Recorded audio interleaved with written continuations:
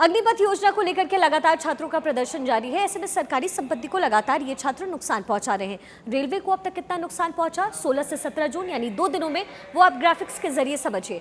Coaches जो कुल फूंके गए वो है 12, यानी संख्या है 12 कोचेस अब तक फूंके जा चुके हैं। वहीं एक इंजन भी फूंका गया इन छात्रों के द्वारा। ये जो उपद्रवी है उन्होंने एक इंजन भी फूंका। LHB कोचेस की संख्या जिसे जलाकर खाक किया गया वो है 7। अब हम आपको ये भी बताएंगे कि सामान्य कोच की संख्या कितनी थी। सामान्य कोच की संख्या 5 है जिसे तबाह कर दिया गया। इस प्रदर्शन के दौरान एक LHB कोच की कीमत कितनी पड़ती है आपको बता रहे हैं, 1.5 करोड़ रुपए।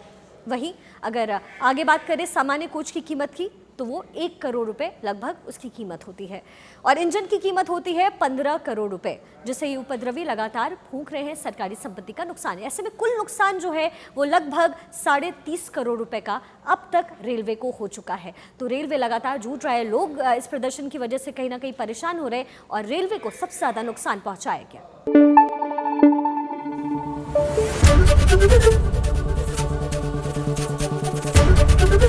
ABP न्यूज आपको रखे आगे।